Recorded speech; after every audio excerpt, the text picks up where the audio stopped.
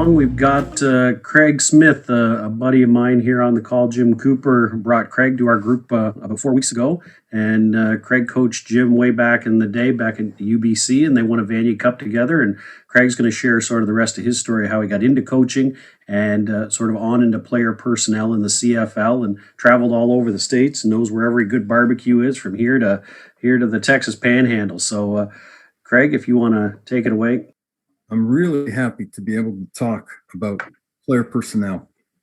You know, it's something that I got into, and I've been doing it for 17 years until the good old cancer hit me in the eyes and took me out.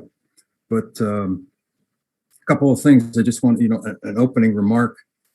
I'm no genius. If you looked at my transcripts from the University of Manitoba, that could tell you a lot. But I did get my degree. And way back, it's funny. I went to a clinic at the University of Washington, and the dog father, Don James, he spoke at it, and he brought something to my attention: faith, family, football, and fun. And I'm sure a lot of you probably have seen something like that. Well, my fun was out of whack. My fun was a little further up than a lot of those things. So beer and women, and that was my top priority way back then. Then I got it figured out. And, obviously I'm not perfect. I made some mistakes, but I finally found something.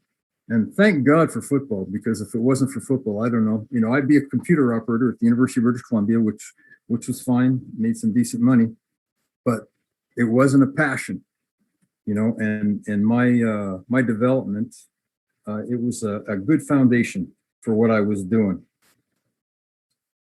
My wife, July the 1st, 1990 was the turning point.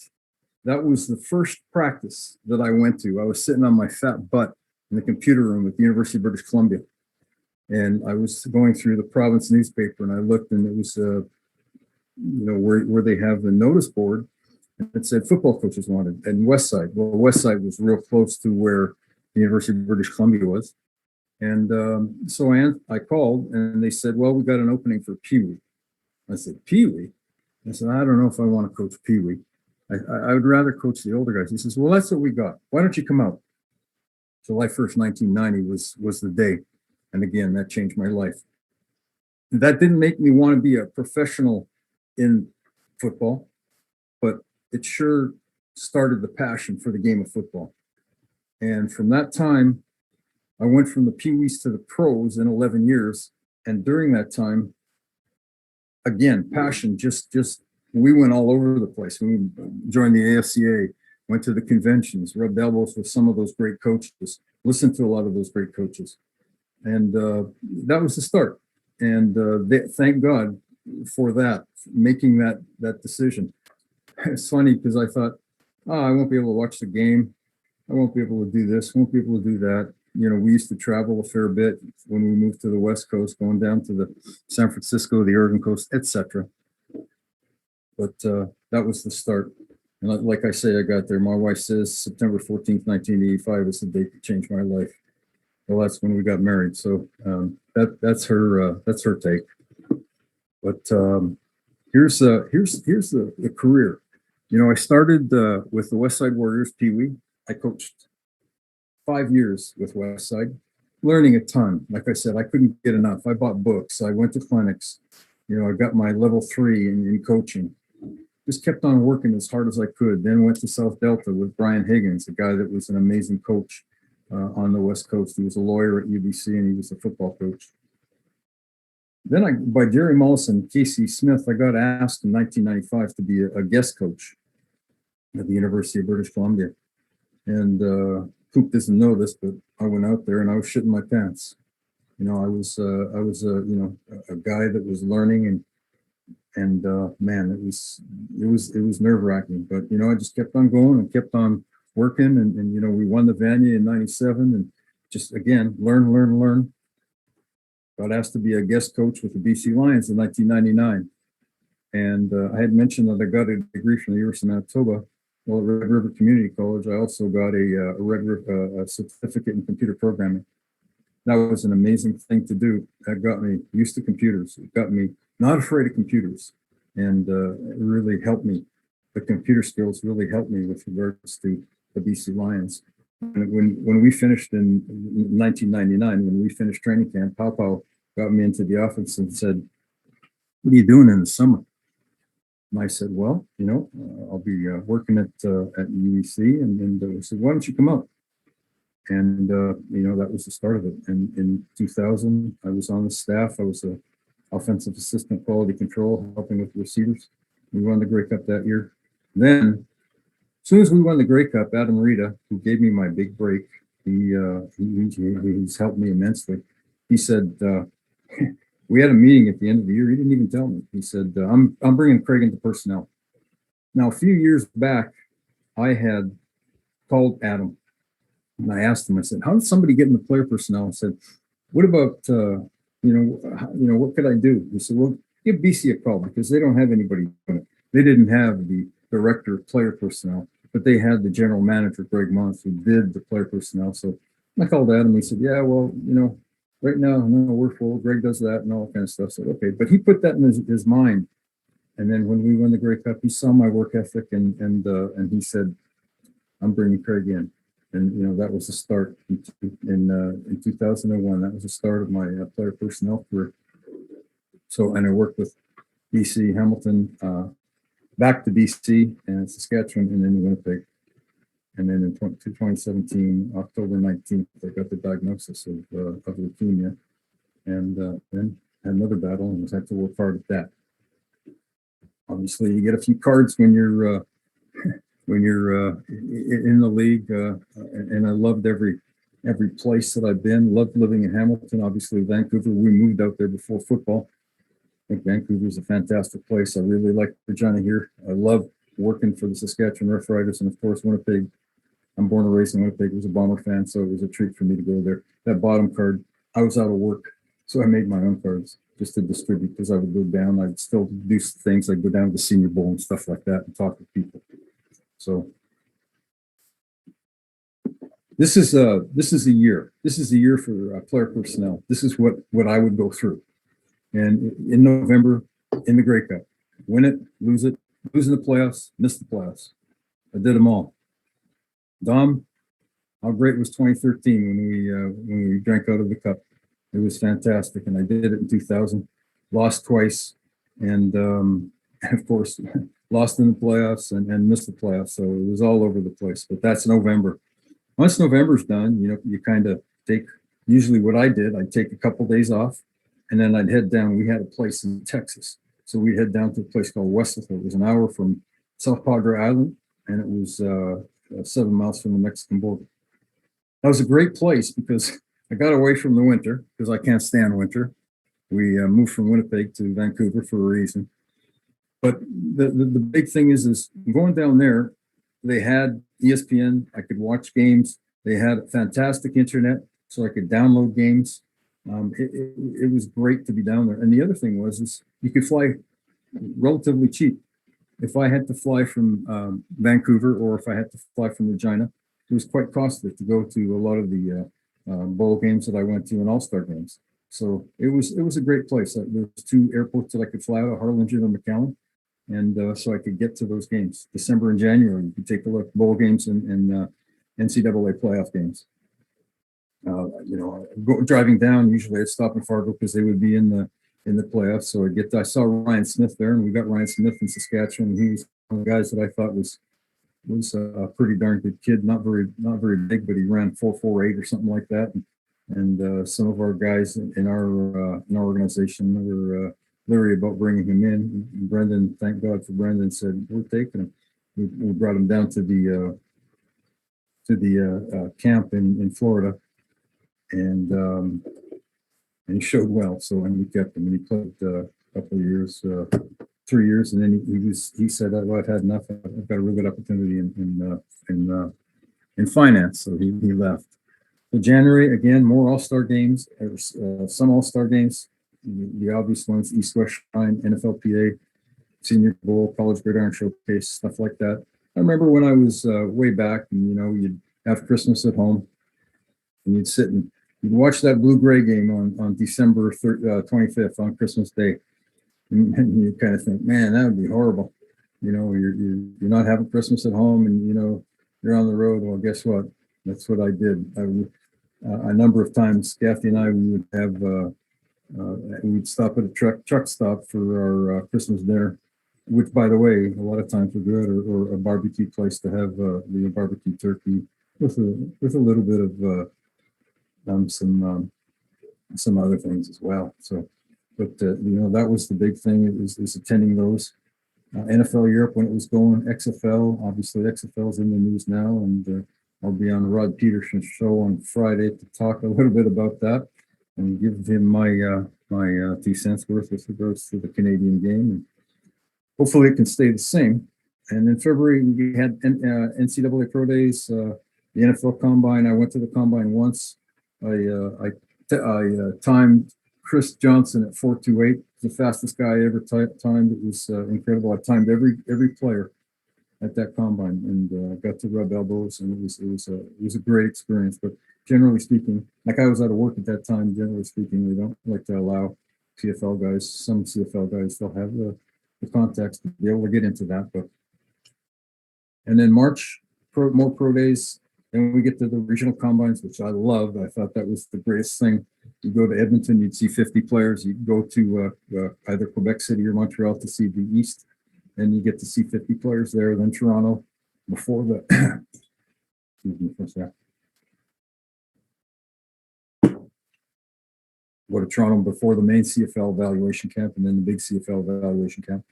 You get to see so many kids. You get to see the testings they put on the pads. You get to see them doing stuff. So it was just a fantastic thing. And boy, I miss doing that. April, a lot of times we'd have workouts down in Florida. We'd have we'd go to IMG and have some ball there camps. And so when we were down there, then what I would do is I'd go to a lot of the different schools. I went to Miami, went to UCF, and Danny Barrett and Charlie Taft were there. USF over to Bethune-Cookman, and you know, things like that. It was great. Get to see players, and then of course we would have our CFL free agent camps, where a lot of agents would say, it's just a meat market. But I'll tell you something, you know. If your guy comes there and he runs and he does a good job, you know, there's a chance that he's going to get signed. So if you don't come, you're not going to make it. But you know what? There's a lot of guys that would come to those things, and you just wonder what they think. And what do you think that the CFL is? A lot of times there was guys there that there's no way they should have been there. But hey, they wanted to work out for a pro team. In May, you know, more possible free agent camps, and then we get going with regards to the training camps. May and June, I neglected to put that in, but many times I would travel to the preseason games. And when I was with Winnipeg, I liked what they did. They gave guys 2 teams. So I had BC and Saskatchewan, obviously, because I lived in Regina. So I was able to, you know, take a look at those guys, and then if they were going to cut some guys, and those are the guys that we'd like to get. So it was good. I'd go to games. I'd watch some film on them, and you know, we'd have a book on some of those guys if they got cut. It's cutting CFL games. So there we go. That's what I was just talking about, the possible CFL cuts. Then the NFL camps, and I'll tell you something. I didn't start the NFL camps until I think it was Wally got me to do it first. It was 2003. I think it was 18. I think I had 18 teams. Well, there was more. There was 25 teams that I hit on the NFL camp deal, and and the great thing about some of those places, they allowed you film. Film was like gold. You could sit there, watch the one-on-ones. You can watch whatever.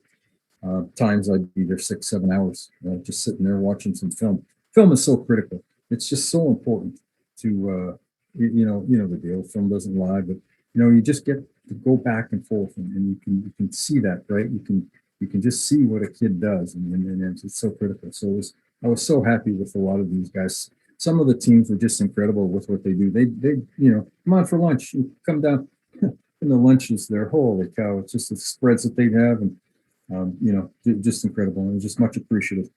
They could do more for us than we could do for them. And to go there, I'm telling you, you're a guest. You make sure you treat it properly. You make sure you go there and you do the right thing. And don't they tell you where to go? You go there. You don't go anywhere else. You don't sneak. You make sure you're doing what they tell you to, because they certainly can help you out. And in the NFL camps, we always had 32 teams covered. And I'll talk about that a little later. And then, of course, September to November. I've talked about this before, going from the NFL to the CIS or youth sport or whatever you want to call it. Obviously the speed and all that kind of stuff. It was an adjustment for the first little bit, but who cares? I just love going coast to coast, and thank God for Brendan Tammond. Brendan allowed me to go to all these different places right across Canada. And I've met a lot of you guys because of my travels and respect Canadian college coaches. This is my fourth week here with regards to listening to a lot of the client talks, and it's totally incredible. And like I said, I've watched a lot of the American coaches. I've seen clinic talks from them. You guys don't take a backseat to those guys. The amount of knowledge that you guys have, how you communicate it, it's phenomenal. And just keep doing what you're doing. It's fantastic. Football in Canada is in good shape with guys like you. Obviously, I would go down and do some Canadians at NCAA schools, and watching practicing games and stuff like that, which was a treat. And then December, regroup and do it all over again. So that was the year. Okay, what to look for in general. Okay. Again, I loved working in player personnel. I loved my job. I was so fortunate, passionate. I was so blessed to be in the profession. Guys who helped me out. Cal Murphy. Like I said, I called Cal. He told me to call Adam. But way back at the New Orleans convention in 1995, I was at that time I was coaching high school with Brian Higgins, and so we went down to the New Orleans convention. I had a pretty good relationship with Cal. I would see him at conventions. First time was in 1994. He got us tickets to the last CFL dinner at that AFCA convention, and I thought that was fantastic. Yeah, I was talking to him. I waited for him probably for 45 minutes in the lobby. He was talking with the guy by the name of Bill Dietrich. I waited and waited and waited. Cal was done. Bam! I was on him. So I was talking. And then I talked with him for 45 minutes. And then the night was over. We went upstairs and we were at the Hilton right by Disneyland. He was going one. We were on the same floor. He was going one way. I was going the other. And Cal said, "You got tickets for the thing tomorrow? The CFL dinner?" I said, "No, it says on the thing. It's just it's invitation only. Come to my room tomorrow at 3:00. And I said, "Are you kidding?" I said, "No, yeah, we'll get you some tickets." Man, went to that, and I was again, you're just, it's incredible. Like I was in there, I was so dang nervous. I was sweating like a pig. I had to go to the washroom and take a look to see if I was sweating so bad that you could tell from my shirt. Cal Murphy was in there. Tom Clements was in there. Lyle Bauer, Greg Fulton, who used to be in the CFL offices. I'm a high school coach, and I'm in with these guys. But anyway, Cal was and Cal, like, my thought for me was I was going to keep on doing it until I died. And that's essentially what Cal did. I remember seeing Sammy at the Independence Bowl. Sammy Garza was his son-in-law, and we were talking. I always would ask, "How's Cal doing?" And he said, "Oh, not too good." And he said, "You know what?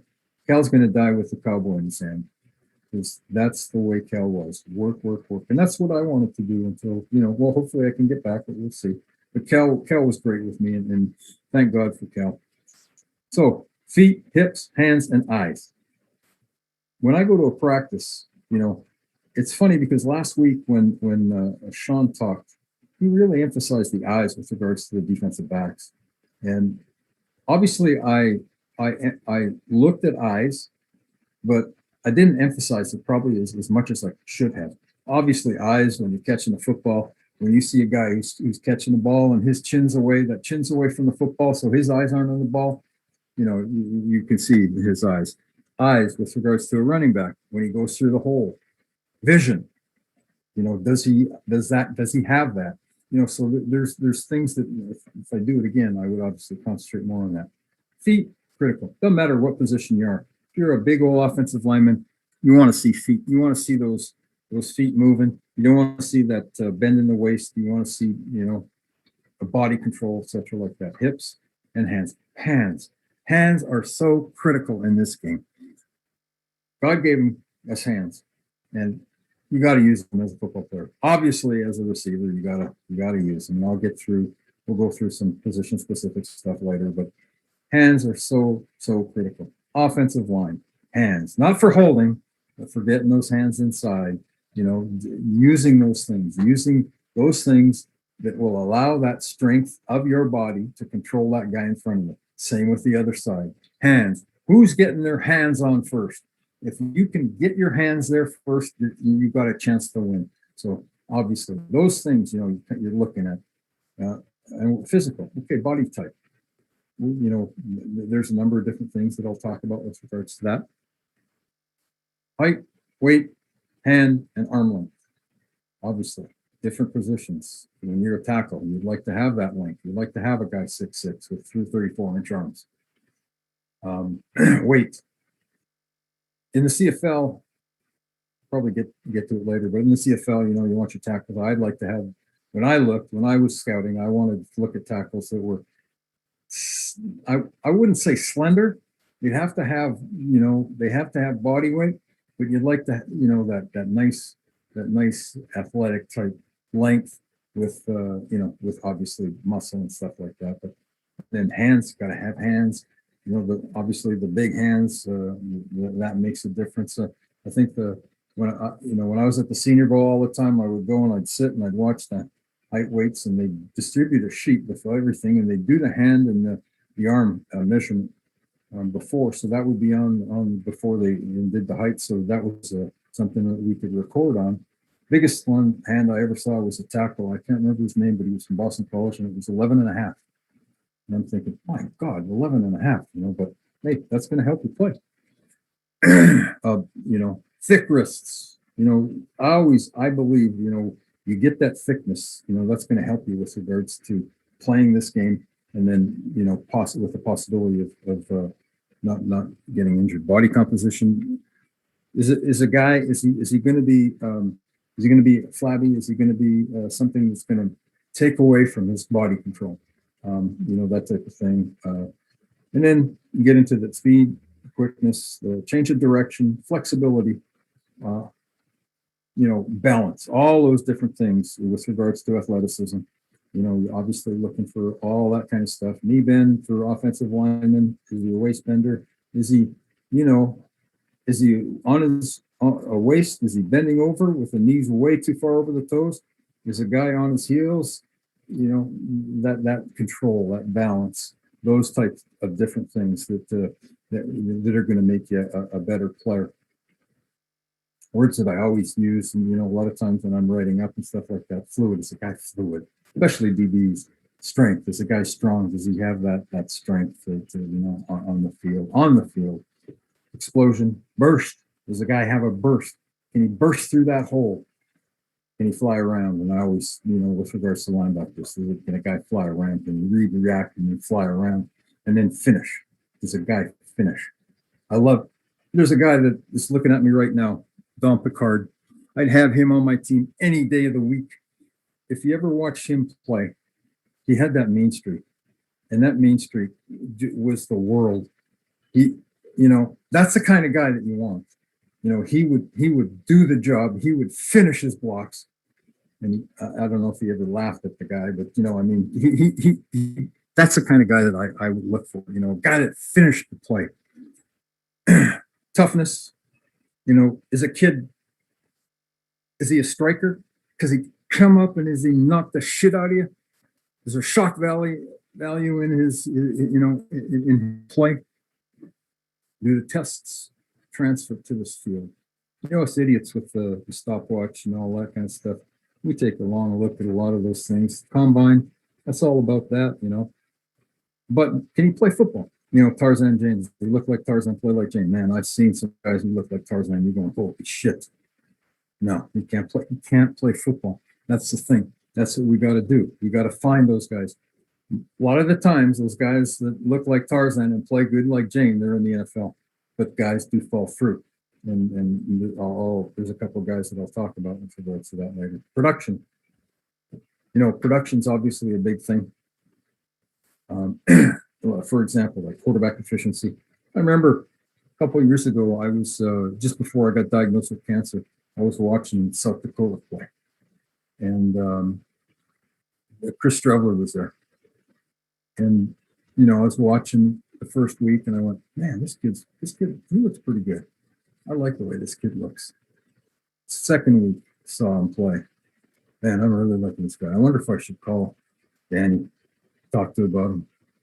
Third week, I emailed Danny. I think it was October, just before I got the diagnosis.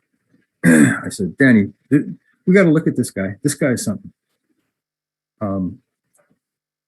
Danny said, okay, Lapo likes passing efficiency of 130.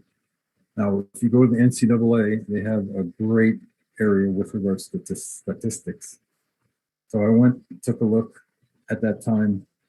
He was up there. He was like 145, so passed it. When he ran like a 4.5 something at that size, and he had production, I thought, oh, he's going to the NFL. We didn't. Bombers got him.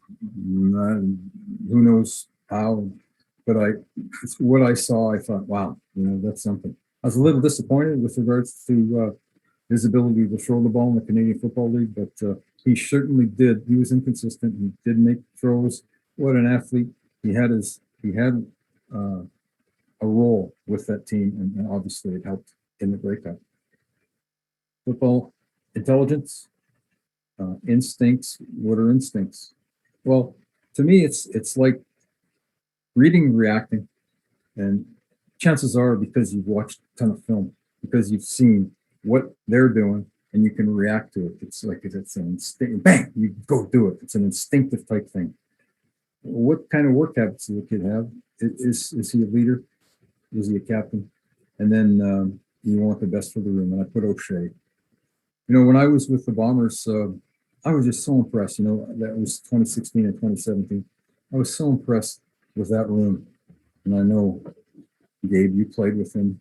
You would know Mike a great deal. And he was building something. They were building something. Kyle Walters. I like to say I'm from Missouri. You got to show me. And so when I went in there, I wanted to see, see what you guys think. They have an excellent, excellent organization. Kyle was excellent dealing with people. He was, to me, he was a really good judge of talent. Ted Gavias, same thing. Danny McManus. It's a good group there. And O'Shea is a big part with regards to the room. There's more. What you want a big, fast, strong, quick kid. Yeah, most of them in the NFL, but some have fallen through the cracks. Cameron Wake. There's a what do you call it? Software out there. It's called Draft Scout. It's a little different now. It used to be so easy to access, but it's a little different. But if you went and you probably could type in Draft Scout and then type in Wake's name, you would be amazed at what he did with regards to testing. And you scratch your head and go, how the heck did the NFL miss this guy? Well, they did. And he came up and he did an unbelievable job up here. He tested well, and then he went down. He made millions down there, and which was pretty good. I remember I was scouting Miami when I was on the sideline. And I had my green jacket on. And Wade came up to me and he said, I don't know if I should shake your hand. You got that green stuff on. So I thought that was kind of funny. But another guy was Geralt Freeman. Same type of thing. He was a Div 3 kid from Mary Hardin Baylor. Same type of thing. Joe Womack was the one who timed him, and he looked at the watch and whoa. He came in and he was unreal. there was a talk about striker, talk about a guy that you could just drive right through you, I mean, and just make plays. He made a play in the Western semifinal the year that we went to the Grey Cup. We didn't win, but one of the punt returners, he fumbled the football and it went into the end zone, and there were like four Calgary Stampeders around. Oh, I guess you can look at the ball. Freeman just flew in there and cradled that ball, and that saved it. And we went on to the Grey Cup. And then Brendan Iambadejo was the guy. He was in our league. Then he was out. And Brendan called me when I was at BC. Brendan called me so much. It was like, you got to be kidding me. But great kid. And he said, come on, Craig, bring me in. And I said, Brendan, I'm trying to get you in there. Well, we finally agreed. He came in. He became an all-star. And then went down to the NFL. We never saw him again. He played 1 year with us. And, they had that option year where a guy could go down to the NFL. He signed a 1+1. And so he went down to the NFL, and he played. Every time I went to see him, see the training camps where he was at, he'd come over, give me a big hug. Just a great guy, and I'm still friends with him. But it's our job to find these kids. And I put U of R, Frank McChrystal. What an incredible job that University of Regina has done. And they've got a good program. They've got good athletes, but they've cranked out so many kids to the NFL. It's just truly amazing, and I just wanted to put that in there. Okay, so what goes into a scouting report? I'll show you a scouting report later once I get to the Excel files. I'm a little leery about leaving this and then going to the Excel, but maybe I'll do that at the end. And the scouting report, obviously, very obvious things: name, position, height, weight, speed, quicks, and the quicks is a short shuttle three-cone test score. That Wonderlic thing that it's just a guide. All this stuff is just a guide. Again, this gives us an indication. Does it transfer to the field? Body type, what kind of a body does the kid have? Does it fit what we are doing? Athletic ability, description. Okay, strength, explosion. And that comes with the bench press, the vertical, and the broad jump. Is he competitive? And then position specifics. That will come into the scouting report. The mental capacity. Character, what kind of a character is he? Is he a character, or does he have character? Work habits. And a lot of these things, we're finding. You look at the bottom, info from coaches, trainer, and equipment guy. We have that ability to go talk with those guys. I like talking with, especially a female trainer. How does he treat you? Does he treat you well? Equipment guy, is he respectful? All that kind of stuff. Just that's important. Again, it's going to fit into the room if you want. His work habits. GPA, is he a smart kid in the school? Is he a gym rat? Does he like working in the weight room? Does he love the work on fields? It's field. And then does he love doing reps at practice? Working on his craft and film. Does he like watching that film? A lot of guys, they put the time into it. I remember coming in the off season, and Darian Durant was sitting there. Hey, Darian, what's going on? I'm watching film. Work ethic. That's what you got to do. Nuts and bolts. Okay. Nuts and bolts of player personnel. The characteristics. I'm not going to go through all that. Kind of went through a lot of that stuff already. But height, weight, speed, test. Is he smart? All that kind of stuff, all that information. You're trying to get all that information. If you guys want any of this, I can certainly send it to you. It's competitive. Doesn't have stamina. We had a receiver in Hamilton. His name was Kamal Peterson. That kid could run all day. He would work with the ones, and then if we needed help on a scout team, he'd be working on the scout team. He'd run like a son of a gun. The stamina that kid had was incredible. Strength, good in the weight room, that type of thing, and an explosion. Like I said, you want anything like that, you can certainly get it. And these are, I'll go over it more, but if you want lists like this, I can certainly send this to you with all the different position-specific type things. The defensive line, the linebackers and DBs. Okay. Am I going too long? do I still, can I still go, or what's the deal? No, you're good. You're good, Craig. Keep going. Okay. Quarterbacks. Obviously, arm strength.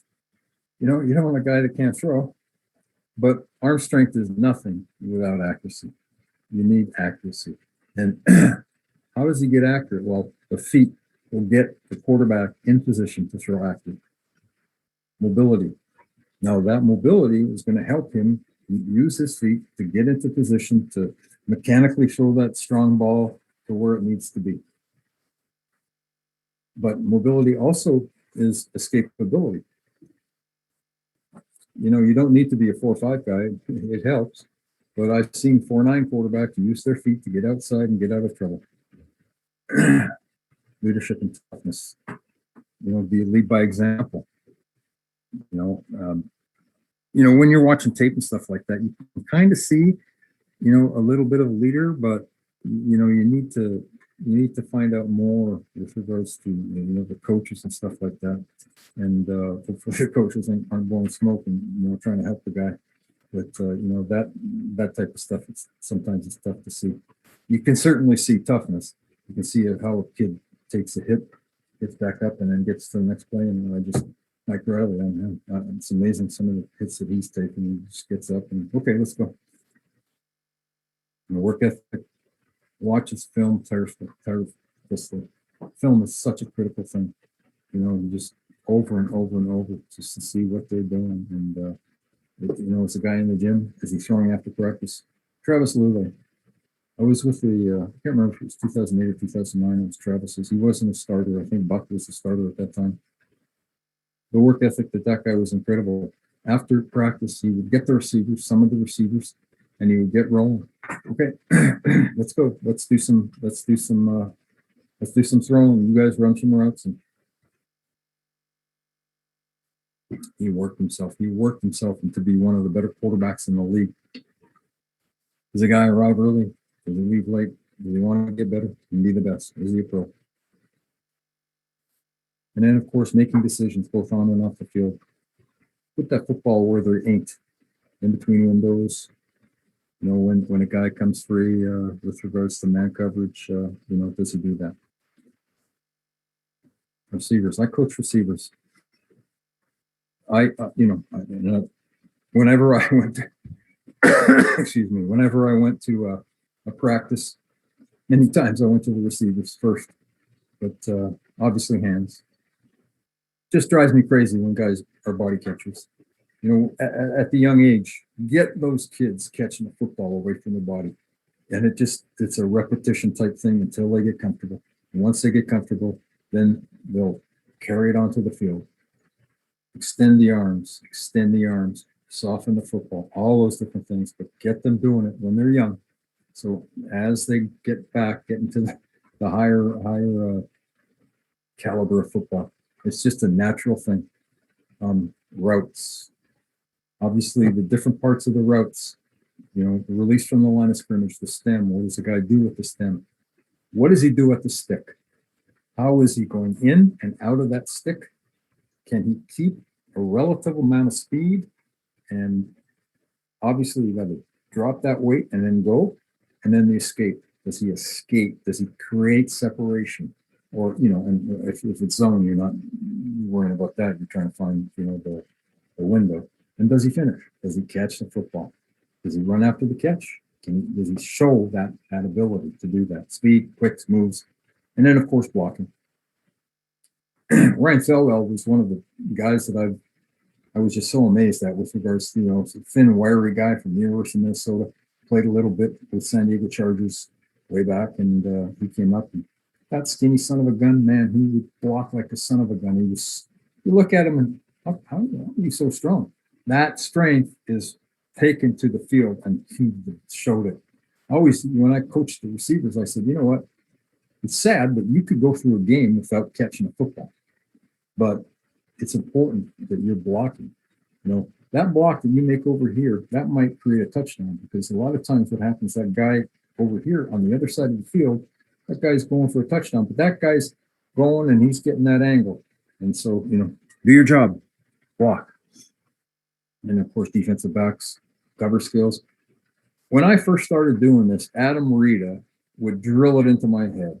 If I had a defensive back, Adam, I like this guy. Can he cover?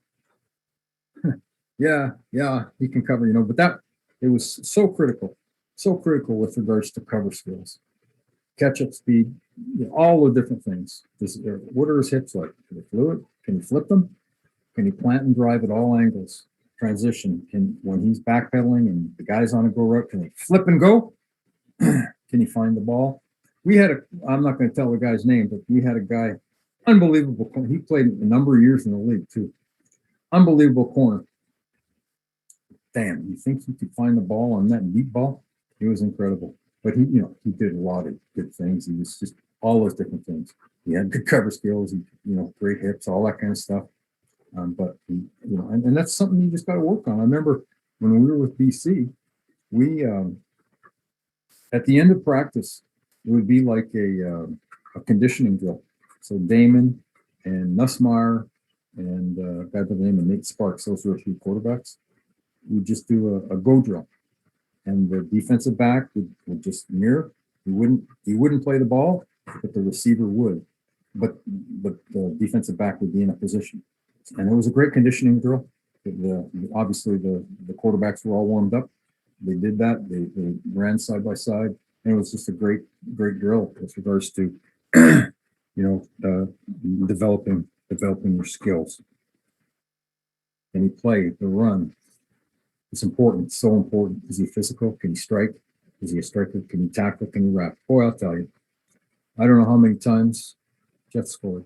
Sorry. I don't know how many times I've seen just unbelievable tackling and horribly. And it just, I know it's obviously tough now because of you can't, there's certain things you can do, but tackling is, it's a tough thing. Does a guy wrap? Can he tackle? All that kind of stuff. And the safety, what kind of range does he have? Does he have speed? And again, instincts, what's coming? Does he move? And could that kid play in the box? Could he be a will? Is he physical enough to do that? All that kind of stuff. Linebackers in Canada, we have a Sam, a Mac, or a Mike, whatever how your terminology in will. 3 different guys. Sam linebacker. In our league, it's a defensive back that can cover. He has to be able to cover, and he has to be physical. One of the better ones that I've been around is Carl Kidd. Carl was an NFL guy, played in the NFL. Oakland, I think, with Minnesota, he got to go there too. Had great cover skills, and he was physical. That was the kind of guy that you wanted to look for.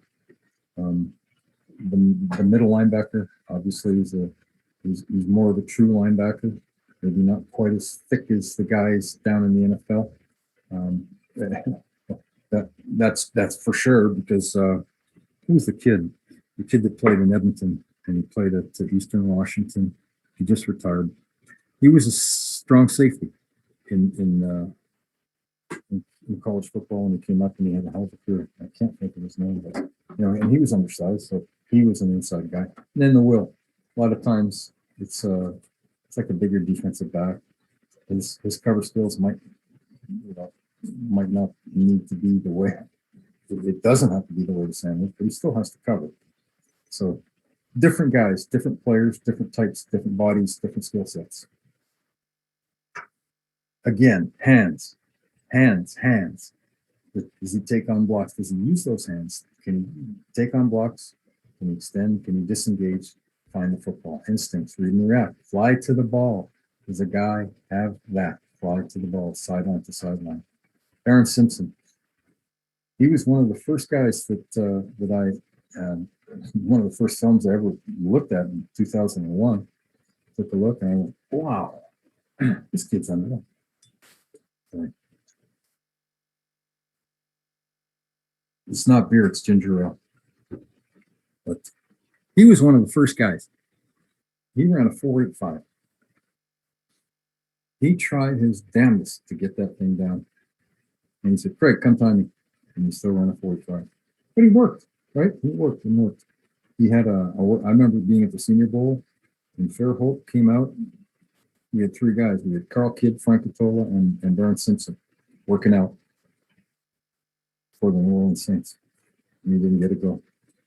I would take him again. I would take him on my team as well. You know, 485, throw that out the window. That kid could go sideline to sideline. He could strike it. He could make tackles. He was very good. Mississippi State kid. Excellent player. But that 485, that just goes to show with regard all those different things with regards to speed and time and sure you know 4.6 guy, yeah, okay. But Marin ran a 4.85, I'll take it. And then cover skills for linebackers. Just obviously I had mentioned that before. Running backs. Running back is interesting in the Canadian Football League. You don't have to be a big tall guy. Although there has been some, I mean, our Grey Cup team in 2000, we had two big bastards, Sean Millington and Robert Drummond. Again, I'd take those two guys. I mean, those guys were unreal, unbelievable running backs, and they were big guys. But, at Grey Cup 2004, we had Antonio Warren, 5'9", different back. Great. He set a record at that 160 yards in that Grey Cup. It doesn't have to be tall. He can be shorter. That's the thing about our league. Big things though. Well, first off, vision. Does he have eyes to allow him to hit the holes? Can he explode through those holes? Doesn't have to be that home run guy. He has that nice quickness to get through those holes. And if a guy can get you 6 to 7 yards, that's fantastic. That's a great thing. I neglected. I know that I neglected to put after a guy gets hit, can he take that hit and can he keep on going? That type of thing. That's an important thing. Does he have quick moves? Can he make miss? All those jump cuts, all those drills that you do, doing jump cuts for the quick feet. Does he have that speed to the corner? And can he take it to the house with that speed? Can he block? One thing, Antonio Warren got into a little bit of trouble. He missed the block. Dickinson got hit. Dickinson got hurt. Antonio wasn't around anymore, and Antonio was a hell of a back. You have to be able to block. You have to answer the bell. You have to move your feet to cover the rusher. Hands on and in. Big thing. Can he catch? That's a huge thing. I saw this kid in Baltimore, and I can't remember his name. Michael. I remember his name was Michael, but saw him at Baltimore, in Baltimore at their stadium. The kid ran for a 75-yard touchdown. I was ecstatic when we signed him and brought him in. And I was thinking of high hopes for that kid. Well, guess what? He couldn't catch. And when he missed a few, and then it was like a waterfall. He got down on himself. He was done. He was cut. Couldn't catch. Great runner. You need to be able to catch in the CFL. It's important. There's a lot of offensive line guys out there. So this is all normal stuff, and the offensive line trenches. It's so important. You can have the best quarterback in the world, but if he's getting hit all the time, he ain't doing his job. Offensive line's got to protect the quarterback. It's no brainer, obviously. But when a tackle, tall, lean, does he have long arms? Not sloppy, not top heavy. It's critical to have some athleticism. That sweet feet can redirect to the counter. We had a kid, Wally had him in Calgary, and then when Wally came over to BC, the kid was named Lester Pope. He came into camp at 379 pounds as a tackle. Didn't last long. Generally, you don't get that guys that heavy. I know that we had Travis Bond. I think he was on that day. He was a heavier guy. Pretty good feet. They moved him into guard. But offensive line. Does he bend his knees? Does he bend at the waist? Which you're going to lose balance. And that's the thing with regards to being sloppy. Is a guy sloppy, but he doesn't have that body control because of that extra weight. Some guys can do it. Some guys can carry that weight, but you're kind of looking for a guy that doesn't have that. You got to have that girth, but you got to be able to control it, and have that balance. hands again. You know, is he strong? Can you get those hands? Can you get those hands inside? Does he have that punch? Does he have that 6-inch punch?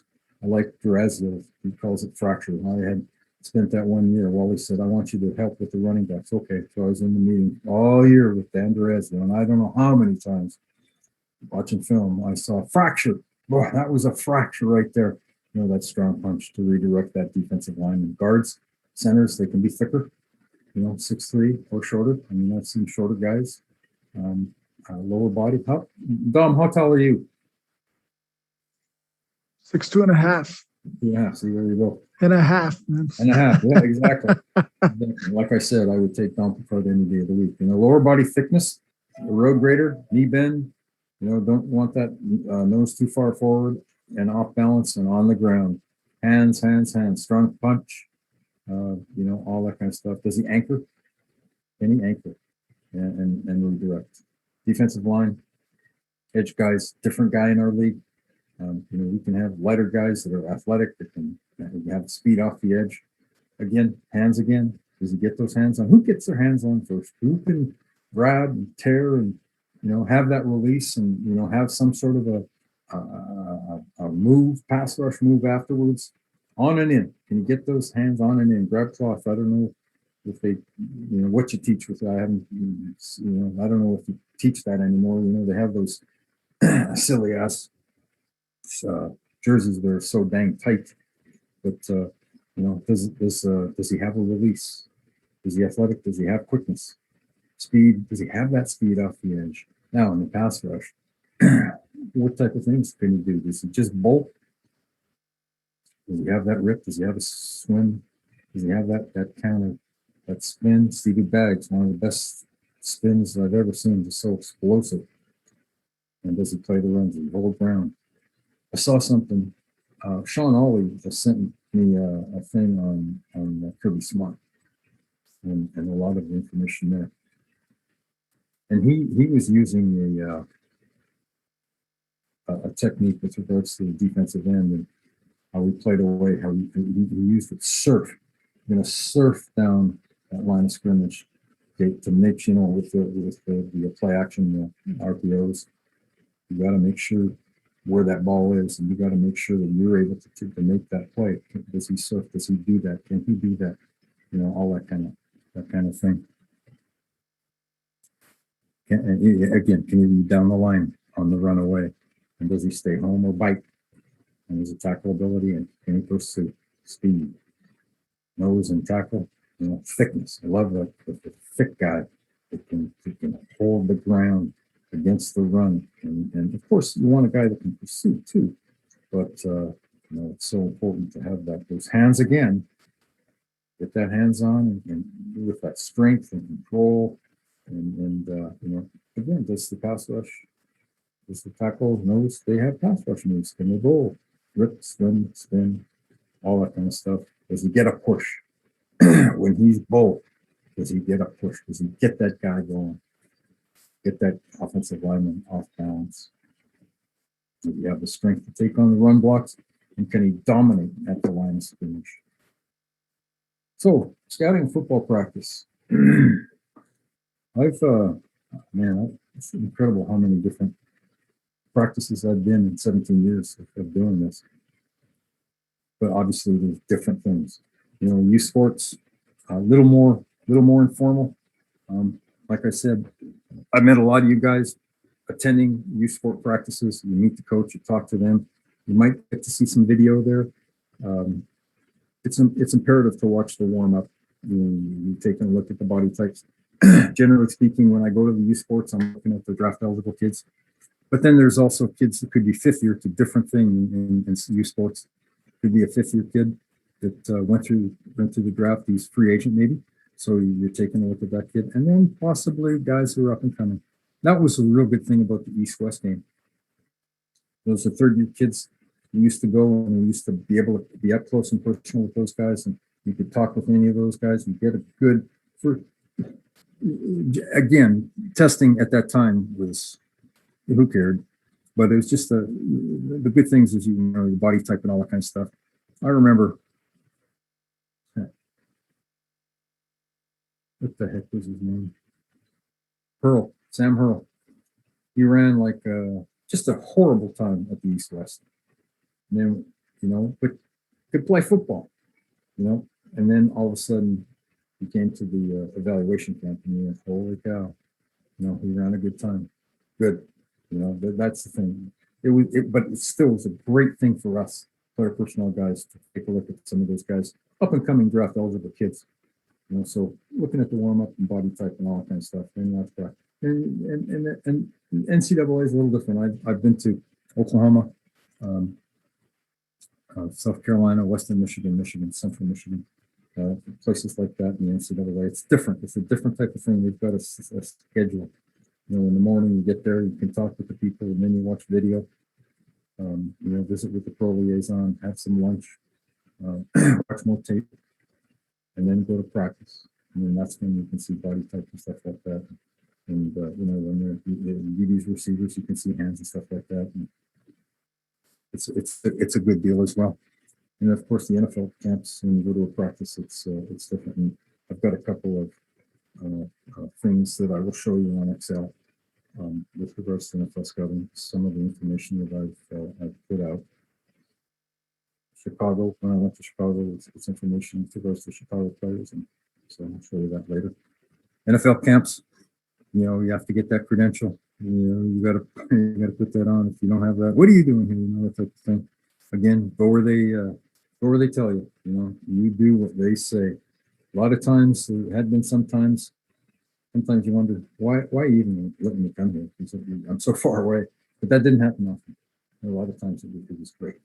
And then of course, like I said, there's 18 teams throughout the years. I did a lot of teams over and over again, but I did a lot of video. Not all the teams do it, but that was gold. And again, I said hours and hours. Like I said, video is so critical to be doing this kind of stuff.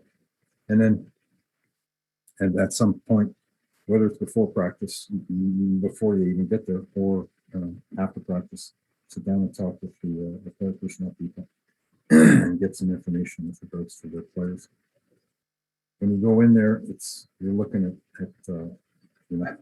you do look at the stars, because ones will get together. So it's kind of neat looking at Peyton Manning with Indianapolis throwing to Marvin Harrison or whatever. But all in all, we're looking at guys who are undrafted free agents, lower round drafts, and guys like that. So, and we'll have a list. And you've got to be prepared when you go in. You got to make sure you have to have that grid with all the players, and then take your notes. And same with watching film. Make sure you're organized, so you're in there and you're getting as much as you can from the time that they give you. The games are different. Youth sports, it's tough for youth sports because usually you're sitting in the stands. They don't have the press boxes, and you could be sitting next to a drunk, or it's just the reality of the way it is. But it's still, I love going to those youth sport games. NCAA, it's completely different. They feed you. You're in the press box. You get those. You get the tools of the trade. You get the binocs. All of the flip card. I'll show you a flip card from Minnesota, the Vikings. You all know probably about that anyway. But NCAA, it's pretty cool. Get the parking pass, get the credential, get up in the press box, get there early. Make sure you all prepared again. Same type of thing. And then NFL preseason. It's cool. The last few years, CFL has been able to get all the preseason games on tape. So that makes it a lot better. Before we never ever got that. Now all the teams get that. So we could go to games and take notes and stuff like that, and then we'll get those films, and then we can go over the films, and it's just again another great tool to get information on guys that you have looked at in practice. And then CFL, same thing. Make sure every time I want to get there early. I want to get there early. I want to get all ready so I can do my job. And then CFL, same type of thing. Get in the press box and do what you need to do your job. This is the flip card from a game a couple of years ago, 2016 at US Bank Stadium. And I'm sure you've all seen this, but you see the yellow, those are the guys that I'd be looking at. I'd be Paul McRoberts. He's a guy with Saskatchewan now. All these yellow guys, you see the starters here, not too many yellow guys there, but here there's, a number of yellow that we would be wanting to get information on both sides of the ball. And, and then of course, down here is the rosters. So you got the depth charts, the rosters, numerical. And then on the other side, it's, more information with regards to alphabetical and again, same type of thing.